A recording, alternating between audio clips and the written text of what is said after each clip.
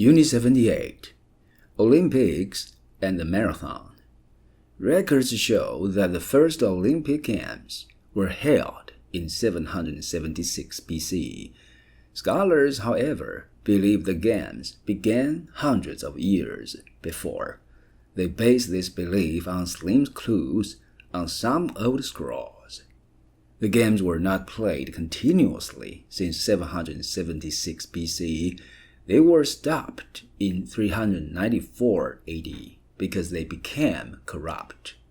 The best athletes were not chosen, choices were political. Even Emperor Nero entered, and he was no athlete. So the Olympics were not played for 1,500 years. Then a lucky thing happened. A group found the ruins of the ancient Olympic Stadium in 1878. News spread. A rich French baron became interested, and in 1896, the Games were renewed. The baron insisted that the marathon race be added. After all, he argued, the run from Marathon saved Athens and perhaps all of Greece. Here is that story. The Battle of Marathon took place in 490 BC.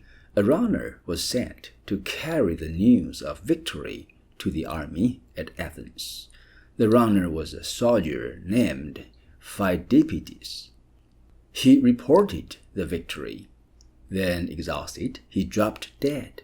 He had to run 22 miles and 1,470 yards. The distance was measured up to the high pile of brave dead. This spot is still marked. But wait, isn't the marathon 26 miles and 385 yards? Yes, but game by game, the distance varied. It was usually around 24 miles. The present length was finally set in 1924. Here is how it was agreed on. The Olympics of 1908 had been held in London.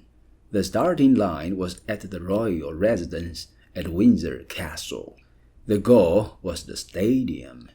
This was exactly 26 miles, but the finishing line was extended 385 yards so that the race would end in front of the royal box. Unit 79, The Man Who Planted Apple Trees. Does the name John Chapman ring a bell? Most people would answer no, but many people would have heard of Johnny Appleseed. Here is some information about the man. Johnny was born in Massachusetts. He was born in 1774 and died in about 1845. He probably died in the wilderness. He is always pictured there. This is why he seemed like the American version of a prophet. Like a prophet, he tried to get people to listen to him, and people did listen. But Johnny did more than just talk. He carried a bushel of apple seeds on his back. He also carried in his arms bundles of young apple tree sprouts. He planted them in open spots where the sun could shine on them. He planted them in open fields too. He planted them on the lands of settlers. He planted them on the lands of the Indians. Year after year, people ate the apples from his trees. They even dried the apples in the sun for winter's food. Johnny was more than just a nurseryman. He was a medicine man too. He knew the healing power of herbs. He often helped settlers with boneset. This is a flowering plant that grows wild in meadows. When used as a tea, it reduces fevers. It helps broken bones heal faster too. Johnny was also a military hero. The War of 1812 was raging. Lake Erie was the stronghold of the British. Johnny knew the Ohio River. He also knew northern Ohio. He carried precious messages between American commanders. He knew every path, trail, stream, and river, but Johnny was a true apple seed to the end. It is nice to think that he died gently, placing soil around the tender roots of his last apple tree. Unit 80. Rudolph's Rugged Relatives. Where do you find the country of Lapland on the map? You don't. Lapland is not a separate country. It is just a large area north of the Arctic Circle, where the Lapp people live. They live in sections that belong to Norway, Sweden, Finland, and Russia. The Lapps have no government of their own. They are governed by the country in whose area they live. These countries have respect for the Lapps' unique culture. They leave them to develop very much on their own lines. Lapland is a bleak, barren region. The birches, pines, and firs that somehow survive are thin, bent by the wind, and stunted. The cold is intense and the growing season is very short. For 3 months, the sun never rises. For another 3 months, the sun never sets. About 34,000 people live in the region. The people look somewhat like Chinese or Japanese. Their average height is about 5 feet. However, they are strong and muscular. Lapps originally came from east of the Urals in Russia. The Finns followed them. Being more advanced, they forced the Lapps farther and farther north. The Lapps found safety and peace in the icy northern wastes. In their own language, they call themselves the Banished. Lapp survival is tied entirely to a thick growth of mosses and lichens. The Lapps do not eat this growth, but reindeers do. They get strong and fat on this grass of the far north. The entire village folds its reindeer skin tents and follows the herd's northward track. As winter approaches and the snows begin, the herds stop, turn, and slowly head south. The village follows the herd. This cycle has been repeated for thousands of years. Will it be repeated for yet thousands more? Unit 81. The Steamship Savannah. Steamboats on rivers were a success. They easily plied the calm waters, but could they take the battering of a rough ocean? This question was put to the test in 1819.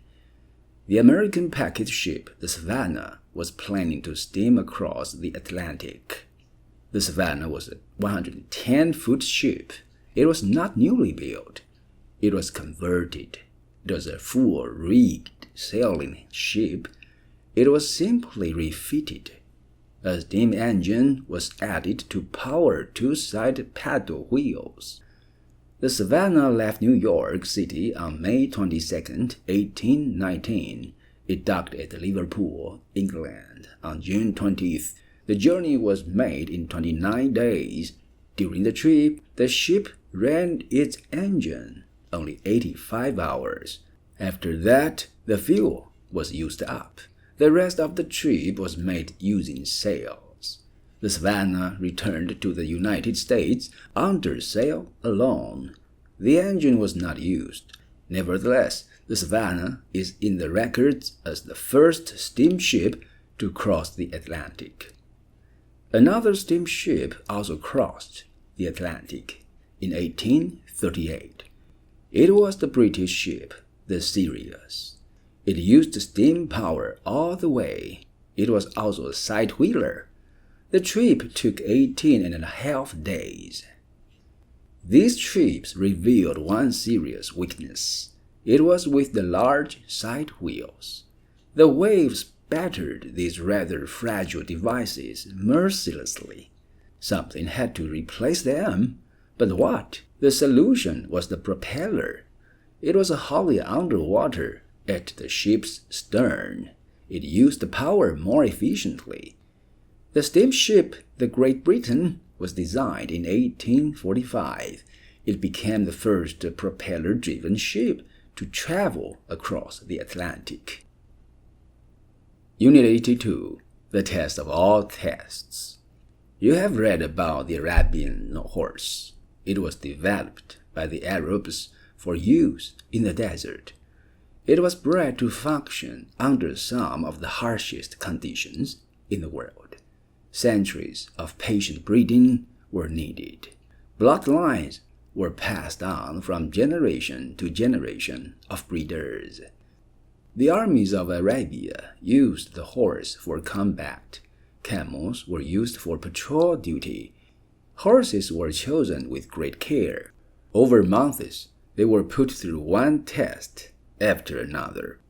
One test was to respond to the ear-piercing sounds of an ancient Arabian horn. The sound had to pierce the din and tumult of battle. The horn of battle was used in the final, most important test. For this final test, the horses were put into a strong wooden corral. The corral was at the top of a long, sloping hill. At the bottom of the hill was a freshwater lake. The horses were not fed, nor were they given any water.